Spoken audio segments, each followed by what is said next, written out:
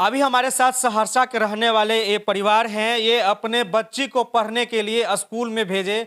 जब स्कूल में भेजे तो वहां पर इनके बच्ची के साथ ऐसा हुआ जिसके बारे में जो है सुनेंगे तो आपका दिमाग खराब हो जाएगा, आपके रोंगटे खड़े हो जाएंगे।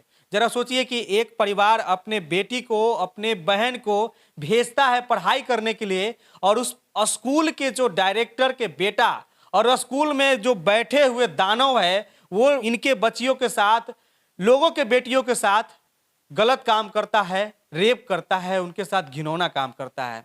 हमारे साथ ये पीड़ित परिवार हैं जो बिहार के सहरसा के रहने वाले हैं। इनके साथ ऐसा हुआ है जिसके बारे में बोलते हुए भी शर्म आता है। स्कूल का नाम ये लोग बताएंगे। क्या क्या हुआ था चाचा जी आपके साथ? मेरी बच्ची शांति निकेतन शिक्षण संस्थान में छठा क्लास में पढ़ती थी। वो जो मेनहा में है, सतरकटैया ब्लॉक में है। वो 17-18 की बात है कि उस समय जो है सो इसके साथ वो अनीता मैडम जो है सो ले जाती थी, कमरा में बंद करके लाइट ऑफ कर देती थी, और डायरेक्टर का बेटा सम्राट विश्वास उसके साथ गलत हरकत करता था।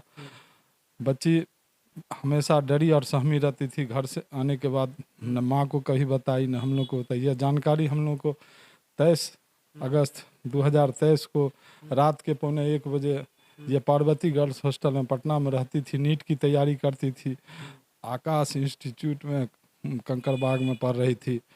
तो इसकी अचानक तबीयत खराब हो गई तो डायरेक्टर हॉस्टल के, पार्वती गर्ल्स हॉस्टल के मनोरंजन बाबू हमको फ़ोन किए कि आपकी बेटी की तबीयत बहुत ख़राब हो गई है, हम नोबेल हॉस्पिटल में उसको लेके आए, डॉक्टर साहब से बात कर लीजिए। डॉक्टर साहब से हमारी बात करवाए। डॉक्टर साहब बोले कि बच्ची की हालत बहुत ख़राब है, हम भर्ती कर लेते हैं। हमने उनसे कहा कि ज़रूर भर्ती कर लीजिए, हम लोग तो दिन में ही आ सकते हैं। सवेरे हम प्राइवेट गाड़ी से सहरसा से गए, हम और हमारी पत्नी। वहाँ जाने के बाद हॉस्पिटल में बच्ची से का हालात जाने देखे तो हम लोग को बहुत परेशानी बढ़ गई। फिर मनोरंजन आओ बोले कि आप किसी मनोवैज्ञानिक से बच्ची को दिखलाइए। तो हमने मनोवैज्ञानिक का पता लगाया नोबेल हॉस्पिटल से, तो डॉक्टर अनंत कुमार वर्मा का एड्रेस दिए, जो मैदानता हॉस्पिटल के बगल में उनका क्लिनिक है लोहिया पार्क के पास। वहाँ 6:30-7 बजे वो उनका बैठा ही था, टाइम था। उस वक्त दिन के 4 बज रहा था। हम लोग ये सब जो मालूम हुआ तो हमने उनके कंपाउंडर से बात किया। कंपाउंडर साहब बोले कि ठीक है आप आइए, 7 बजे डॉक्टर साहब से आपकी बातचीत, बच्ची को दिखा देंगे। तो हमने उनसे कहा नाम नोट कर लीजिए। वो नाम फ़ोन पर ही नोट किए, और उसके बाद जो है सो बच्ची को लेकर के और 2-3 बच्ची इसके साथ हॉस्टल की गई। वहाँ जाने के बाद जैसे डॉक्टर साहब 7:30 बजे में बैठे तो हमने बच्ची की माँ और बच्ची दोनों डॉक्टर साहब के इसमें चैम्बर में गए, और वहीं बच्ची जो है सो डॉक्टर साहब से बोले कि मैं आपको कुछ बात बताना चाहती हूँ, और ये स्कूल का सारा घटना बच्ची ने वहाँ बताया। फिर हमको भी बुलाया गया। हम पर डॉक्टर साहब बिगड़े भी कि आप कैसे पिता हैं, आप कहते हम पेशा से वकील हैं, लेकिन ये तो बहुत बड़ा अन्याय हुआ आपकी बच्ची के साथ। हम बोले सर पूछिए इससे बच्ची से, इससे पहले हम लोग को कभी नहीं ये बताई, न हमको बताई, न माँ को बताई, न तो और पहले एक्शन लेते। तो खैर इसका इलाज कीजिए। डॉक्टर साहब दवा लिखे, बोले लंबा इलाज चलेगा, हो सकता है बच्ची ठीक भी हो सकती है या नहीं भी हो सकती है, लेकिन इलाज चलेगा। उसके बाद जो है सो डॉक्टर साहब दवा दिए, जांच के लिए खून लिए। हम लोग वहाँ से लगभग 8:30 बजे डॉक्टर साहब के क्लिनिक से निकले, और रास्ते में हम और पत्नी और बच्ची सब हॉस्टल की थी, और ये मेरी बेटी भी थी, पीड़ित लड़की। तो हम लोगों ने मशवरा इसको किया कि तुम घर चलो। तो ये तैयार नहीं हुई घर आने के लिए, चूँकि डरी सहमी थी कि हमको हो सकता है कि पापा नहीं पढ़ाएंगे, घर जाके रख देंगे। तो हम फिर पत्नी से मशवरा किए कि तुम घर चले, चूँकि मेरी बड़ी वाली बेटी का डिलीवरी का ऑपरेशन था 28 तारीख को, तो घर में सदस्य बहुत कम थे। तो हम इनको उसी स्कॉर्पियो से वापस कर दिए रात के 10 बजे, और हम वहीं पटना हॉस्टल में रुक गए। सवेर में हम उठे तो हमको डायरेक्टर साहब मनोरंजन बाबू बताया कि रात फिर बच्ची की तबीयत ख़राब हो गई थी। तो हम लोग बोले कि कहे ना हमको उठाए, तो बोले आपको क्या परेशान करते, हम तो 2 रात से हम लोग टेंशन झेल रहे हैं। उसके बाद जो है सो बच्ची को हम लोग फिर समझाया कि तुम घर चलो, लेकिन घर आने के लिए तैयार नहीं थी। तो फिर सवेर में शुक्रवार का दिन था, हम मनोरंजन बाबू बोले कि हम जुमा की नमाज़ पढ़ने जा रहे हैं पटना जंक्शन में, और वहीं जाकर हम नमाज़ पढ़े और भोजन करने गए तो फिर बच्ची से हमको टेलीफोन किया मोबाइल से कि आपकी बच्ची की तबीयत बहुत ख़राब है। हम खाना छोड़कर फिर वहाँ हॉस्टल आए। बच्ची की हालत देखे बहुत ख़राब थी। फिर हम लोग विचार किए और उसी वक्त दिन में जो है हम घर भी फ़ोन किए, पत्नी को बोले कि तुम चली आओ पटना, इसलिए कि सबिहा की हालत ठीक नहीं, इसको ले जाना हर हाल में। तो ये उसी स्कॉर्पियो से फिर पटना बैक हो गई और हम दिन भर इसी उधेर बुन में रहे कि क्या करें। फिर शाम में एक लड़का को लेके डॉक्टर अनंत वर्मा क्लिनिक गए तो वहाँ वह जांच में कुछ नहीं आया था।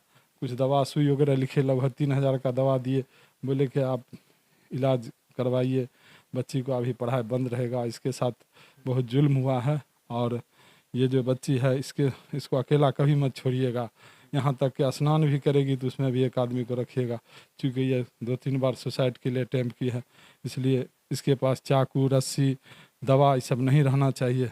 तो हमने डॉक्टर साहब की बात को फॉलो किए और हम लोग फिर हॉस्टल आए। हॉस्टल आने के बाद इसकी माँ भी लगभग 10:30-11 बजे पटना पहुँच गई। तो हम लोग इसको बोले कि तुम घर चलो, बच्ची आने के लिए तैयार नहीं थी। हम लोग को बड़ी परेशानी हुई। मनोरंजना को बोले कि आप ज़रा थोड़ा कड़ा एक्शन लीजिए तब बच्ची जाएगी। बोले हम कैसे लेंगे, इसके साथ तो बहुत अन्याय हुआ है। उसके बाद जो है सो फिर बच्ची सब समझाई, हॉस्टल की लगभग 50-60 बच्ची समझाई कि तुम घर चले जाओ। तो बोले नहीं, घर हम नहीं जाएंगे। तो फिर बोली कि इलाज के लिए पापा बाहर, तब बच्ची तैयार हुई। फिर हम लोग आनंद फानंद में उसी गाड़ी से लगभग 12:30-1 में पटना छोड़े। बहुत मूसलाधार बारिश हो रही थी और पहली बार इसके पर जो अटैक आया वो हम लोग अपने आँख, तब तक तो हम लोग सुनते थे देखते थे सुने थे, लेकिन पहली बार जो आया गाड़ी में तो हम लोग घबरा गए। सर छोड़ दीजिए, मेरा बाल मत कीजिए, मैडम हमको मत कमरा में ले जाए, हमको मत मारिए जूता से, हमारे साथ मत गलत काम कीजिए, सम्राट जी हमको छोड़ दीजिए, अनीता मैडम हमको मत ले जाइए, इस तरह से बोलती थी। ऐसे मामला में तो लोग कहते हैं कि साक्ष्य तो इसका स्वयं प्रमाण है कि इसके साथ जो जुल्म हुआ, खुद बच्ची बता रही है, उस वक्त कोई होश हवास में नहीं रहती है, बेहोशी की हालत में रहती है। हम लोग पूछते भी हैं, बोले हमको कुछ पता नहीं। तो ऐसे हालात को पुलिस वाले भी देखे हैं, कई बार आपको थाना में भी आया। उसके बाद हम लोग जो है सो वहाँ से रात में किसी तरह से सफ़र काटे। आधा रास्ता इसको परेशानी रही, इसकी माँ बार बार बोले डॉक्टर के यहाँ ले चलिए, क्योंकि डॉक्टर के यहाँ जा क्या करोगे, तो कोई फ़ायदा नहीं होगा, इसके साथ जो घटना है उस घटना को सहना है और ख़त्म करना। फिर हम लोग सहरसा थके हुए थे, मेरा बेटा भी जाना तो बहुत गुस्सा हुआ हम लोगों पर। उसके बाद चला गया थाना जा कर के थाना में मौखिक शिकायत किया, लेकिन कोई ख़ास एक्शन नहीं लिया। फिर कहीं से थाना वाले को दबाव दिया गया, कहा गया, तो ये लोग एक टीम बना करके पटना गए। लड़का भाग गया था पटना, वहाँ से अरेस्ट करके लाया गया। अनीता मिश्रा भी अरेस्ट हुई। दूसरे दिन हम लोग एप्लीकेशन FIR के लिए दिए। FIR में उसका नाम गलत हो गया था, सम्राट विश्वास का, उसको सही करने के लिए थाना प्रभारी बोले, तो हम लोग उसको आए सही किया आवेदन को। फिर जो गए तो अनीता मिश्रा को शाम में छोड़ दिया गया था। हम लोग बोले ये कैसा आप लोग न्याय करते हैं कि मुजरिम को छोड़ दिए। बोले कुछ साक्ष्य जुटाने के लिए। हम बोले साक्ष्य जुटाने के लिए नहीं सर छोड़े, साक्ष्य मिटाने के लिए छोड़े। और गुस्सा में हम लोग थाना से निकल गए। थाना से निकल के अपने घर चले आए। लगभग 12 बजे रात में फिर सहरसा टाउन थाना के बराऊ हम लोगों पर दबाव दिया, हम लोगों से कहलवाए कि कम से कम उनको कहिए केस कर देने के लिए। फिर हम लोग थाना गए। लगभग 1 बजे रात में केस दर्ज हुआ और हमको एक कॉपी दी गई उसका FIR का। उसके बाद हम लोग वहाँ से घर आए। उसी दरमियान में बच्ची को दिन में भी जो IO है उसको भेजा गया था बयान लेने के लिए। तो बच्ची को जी बयान लेने के लिए आए। IO दिन की बात हम बता रहे हैं, बीच में हम भूल गए थे। तो वो IO बयान लेने के बाद जो है सो उस वक्त इसको अटैक आया। IO जो देखी रूपम कुमारी और एक और उसके साथ लेडीज पुलिस था, एक जेंट्स भी था। उन लोगों को गुस्सा आया कि तो बहुत बड़ा जुल्म है, सभी हाँ उठो हिम्मत करो, चलो तुम को न्याय दिलाते हैं। क्या उसको सम्राट विश्वास को, अनीता मिश्रा को मारोगी? तो बोली कि हाँ हम मारेंगे। इसको गाड़ी पर ले गया, दोनों माँ बेटी को थाना में ले जाकर इन लोगों को चप्पल से थप्पड़ से दोनों मुजरिम को मार खिला। और तब जो है सो अनीता मिश्रा को छोड़ दिया गया था। लगभग 6 दिन तक वो साक्ष्य सबूत को मिटाती रही। स्कूल का जितना भी था इलेक्ट्रॉनिक सामान सबको तहस नहस कर दिया। और उसके बाद आज तक वो सब जांच में नहीं गया, हम लोग को कोई इसका पता नहीं। यहाँ तक कि हमारी बच्ची का कुछ लड़की सब इससे आई क्या कहते मोबाइल के जरिया से बात की, व्हाट्सएप से, मैसेज से। इसकी सूचना जब आईओ को दिया उन लोगों ने, तो उन लोगों को डांट फटकार किए कि क्यों, मतलब कि हमको तुम सामने में आके बोलो, तुमको कचहरी जाना होगा। तो इस तरह से बच्ची सबको डराया गया, बच्ची सब डर गई और हमको फ़ोन किया आईओ कि आप मेरा पर्सनल नंबर किसको किसको आपकी बेटी छीट दी है। जो इस तरह का मामला हम लोग को बार बार हमको, मैडम जो ही जिस तरह से बयान दे रहा आप उसी को डायरी में मेंशन कीजिए, आप व्हाट्सएप को ही मेंशन कीजिए, आप इसको मैसेज को ही मेंशन कीजिए, तो नहीं वो ऐसा नहीं होगा। उसके बाद हम वरीय पदाधिकारी डीएसपी साहब शिकायत किए, डीएसपी साहब थाना प्रभारी को बोले कि जो भी बयान आता है उसको आईओ कहिए नोट करने के लिए। अब पता नहीं डायरी में नोट किए या नहीं किए, चूँकि शुरू दिन में जितना पुलिस एक्टिव थी उसको गिरफ्तार करने में, उतने दिन ब दिन शिथिल होते गए और हम लोग डरे और सहमे हुए, चूँकि उधर असर रसूख वाला आदमी है, आज तक कोई भी ऐसा आदमी आके हम लोग के साथ खड़ा नहीं हो रहा है, तो हम लोग डरे हुए, हम लोग को सुरक्षा मिलनी चाहिए सरकार की तरफ से, और इसका एसआईटी गठन हो, जो सही निष्पक्ष जांच हो कि इस स्कूल में बहुत दिनों से ये धंधा चल रहा है। आज भी हमको 2-3 आदमी बतलाए, बाज़ार में भी 1-2 लड़का जो पढ़ता है कोचिंग में, लेकिन वही डर से कोई सामने नहीं आना चाहता कि नहीं सर ये तो धंधा उसका बहुत पुराना है।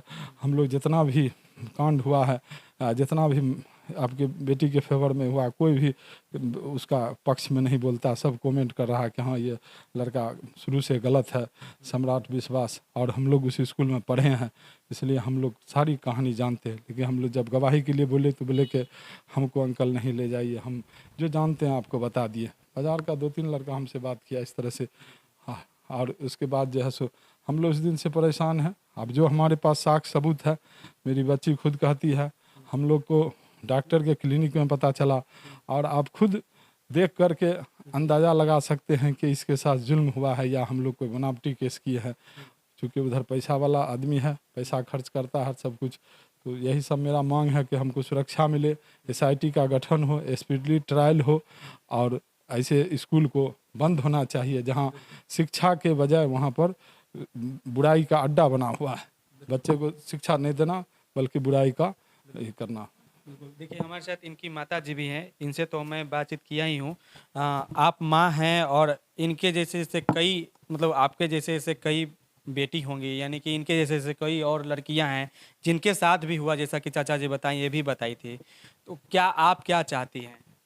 हम चाहते हैं कि मुजरिम को सजा हो, फांसी हो, मेरे बेटी को इंसाफ मिले, स्कूल बंद हो जाए, और क्या चाहेंगे यही चाहते हैं, और मेरे घर में सुरक्षा दे। आपको सुरक्षा चाहिए? हाँ, कि खतरा है, मेरे बेटा पर भी खतरा है, हम लोग को भी खतरा है। वो लोग पैसा वाला, पुलिस उसके साथ है, कुछ भी कर सकती है, कुछ भी करा सकता है वो लोग। यही मेरा मांग है। ये चाचा भी बताएं, और ये भी बता रहे थे बाबू कि बहुत सारे लोग बोल रहे हैं कि हिंदू मुस्लिम के अभी से कर रहे हैं कि मैं जैसे कि मुस्लिम हूँ तो हाँ, ये सही बात है। ये भी है कि हाँ हो रहा है, हिंदू मुस्लिम हो रहा है। बहुत का कहना है कि मुस्लिम में मियाँ है, राखी होते, कुछ नहीं होते। ऐसा थोड़े है कि इनके साथ गलत हुआ है तो सजा मिलना चाहिए। नहीं, उन लोग के दिमाग में है कि नहीं, नहीं मिलना चाहिए। बहुत ऐसे आदमी हैं जो बोलते हैं। आप क्या चाहती हो बाबू? एसआईटी गठन हो और जांच हो, और उनके जितने भी इलेक्ट्रॉनिक सामान गैजेट्स हैं उन सबको फॉरेंसिक लैब भेजा जाए, और सख्त से सख्त कार्रवाई हो, बिना कोई पार्शलिटी के जांच हो, और स्कूल को बंद किया जाए, और मेरे घर में प्रोटेक्शन और मेरे भाई को अलग से प्रोटेक्शन मिलना चाहिए। तो देखिए कि ये परिवार, जैसा कि आप लोगों ने सुना कि ये लड़की के साथ कैसा उन्होंने काम किया, आज भी इनके ऊपर जो है अटैक आते रहता है, और ऐसे ऐसे कई लड़कियों के साथ वो दरिंदा जो है घिनौना काम किया।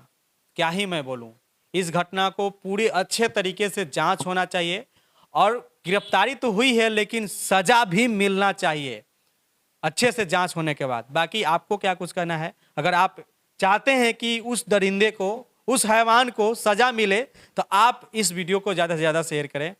धन्यवाद।